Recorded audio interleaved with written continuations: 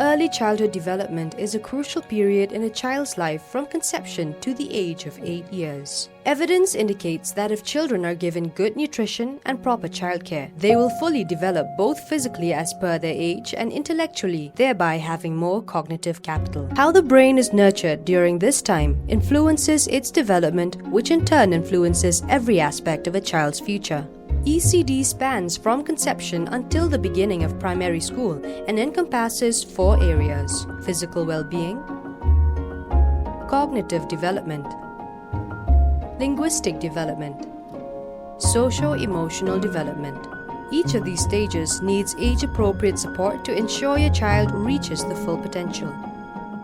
To ensure we let our children achieve their full human potential, we must improve maternal health by ensuring that pregnant mothers are taken care of well in advance and provided nutritional and medical support. Ensure the newly born babies are exclusively breastfed for 6 months, followed by complementary breastfeeding up to the age of 3 years. Ensure that birth spacing of minimum 3 years is followed by every mother so that a newborn child gets the required undivided attention. This way, the mother will recuperate and can plan for a second child. Another important process is serve and return, in which a baby, toddler or child is reached out for interaction by parents and caregivers for responsive caregiving. Angni bimko no sila marak nga, ang iden bari sunguni ang ni okodonga jachet kapaha, salo chang bridge prungo changsa, salo changgani, anthamu changsa. We ama siang angganwadi wakar sarang chingna agana, salo ano dong betungo salo chang bridge nga, aro bisa anpakani jamano salo changbonga chana nga. Angganwadi ni suknyon kebaca ni chingna, bena nangani rangko na, aro To improve the intake of nutrition, community members are encouraged to foster gardens in their home and at the centers. Ang kutswana armarak nga, aro ang diepante ko Caspian biwon armarak nga biada o lusisa jado ko ngiha. Ang diepante atsia unin malnourished ongani ang ama isyan tamat na may normally bisa 2.5 kg yung iatsia diba ang depante 800 grams yung isa na tiya underweight yung iatsia warang ngoni tinga biko malnourished yung ani machin tamat na ang depante underweight yung ani sel bilang snack tamat isa dia bina oxygen ko na nga uning tinga biko Tura Holy Cross Hospital ni incubator room ba NIC room mo doon ha uno bina sam aro ay bilang ko na nakim de kenguru mother care ko nan baksana Tengah nukun research kaya rabon bina ECD ni kita cakani rangko basko anganwadi rang abai na basko bisungko agan atara ichina ini tak mana bisung daily weekly visit ka una bisung ang depan ni weight rangko tua dengtang kani dengtang rangko tua un baksana bisung tengah agan ko petani ngata kingru mother kaya rangko kan agana wanda ki bisung asa aro anganwadi baik na check ka Wanda kiwa bisung IC dis ningda tak chakani ko man dem man ha le to ngi chmo ba anthang ni step by step malla ro da odi gumuk ko matsu da odi biran thang ja achi chadingi rama ina ta maning ha wanda ki anga ding thang ang ko bangin nika ha bi yo ni ko. Whenever a child starts developing malnourishment that is not easily detected by the parents, only when the child is acutely ill or does not feel or severely ill, then only the parents will report to the facility. We have this concept of intergenerational cycle of malnourishment or anemia. Most of the mothers out here are anemic. And as per the All India Rate and FHS study also it shows, and we are no exception. So one of the reasons what I feel why the mothers are anemic is poor nutrition, faulty eating techniques, non-compliance to iron folic acid tablets, repeated childbirth, and if that anemia during pregnancy is not corrected by her nutrition, by the supplements or any treatment, then naturally the mother is going to give birth to a child who's already an anemic child. In this particularly NRC ward, we had a 10 bed. We used to get 4 to 5 average in a month. Earlier it was more or less, now it comes down. When we identified in the ward, patient has to be registered, so we register. When we register, we first come to know their weight, whole body weight, and then we'll come to the height of the particular child. Then we'll come to know the mid-arm circumference. We're taking out account into this. We are taking length into weight, height into weight. Then we compare.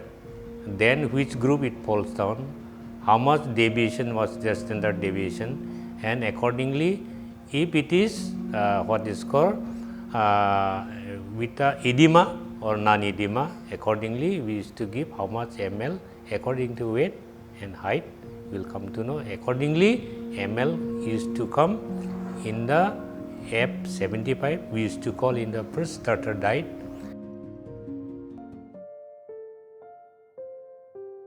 Earlier, there were many villages that has been left out for nutrition supplementation for pregnant mothers and children in our state. So, what the good step taken was that these villages have been identified, and with the coordination from other departments, especially the RLS, the CGHS, or the self-help groups, they have been activated, identified in those villages where there are no Anganwadi centers, and they have been trained. In these villages also, the CGHS or the self-help groups, they are started giving SNPs or supplementary nutrition to pregnant mothers and children.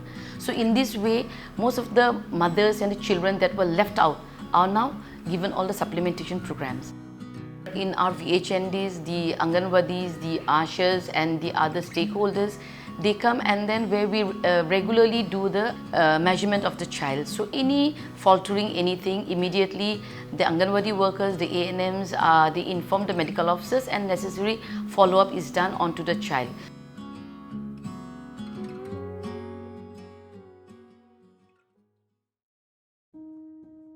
Kabaningkong kaba ay masiyam yang mo bangan tray kani kakam si GHE kalong ba kat kung kajing ya ilunti mo kisnong gitaw kajing siyam kajong asimet ng siyam ba kiran kisnong kiba kidang day kita ki uncovered village mo kiba padon ni kini ki jaka samjing bang kum ki ICDS ay to te teng mo kajing bomdon kini ICDS mo kapalong ye ki itu kisnong ba kinumyo ay kajing batay halo kakot kakya ya kar kombam lo komdi mo kajing bam ki babiang ki batay ka met kam tam kilong kumi ki ba armet kimyo atikena telamba kani kajing don kini ka CGHE padelong ngas ngaw yo mesim gin mo bangan hikay ki bangan yo batay lam ki halo kakot kakya lor ka bam kadi kajong ki kuno bikin sumar di bikin lat ni kajing pang mo daka rukombam lonta padelong ban hikay ro iki halo ka karukom ai tika kajing ai injection ya bikin kit kya kan halo ki badai be pang kakot kakya mo.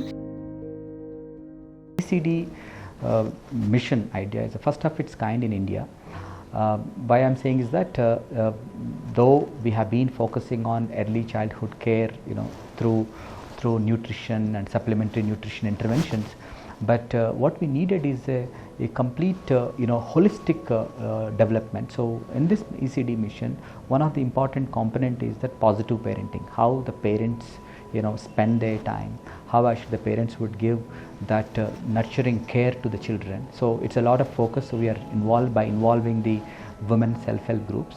There is also a lot of focus on the improving the nutritional support, how actually we are going to address these issues, what kind of methods are required, whether it is exclusive breastfeeding or providing a proper nutritional diet to the children, and also a lot of component is also on early learning, early stimulation, how actually to provide joyful learning at the Anganwadi centers and also pre-primary schools. In fact, the research has shown across the world that if you invest in early childhood development at the early ages, in fact, one would get reap a lot of benefits later.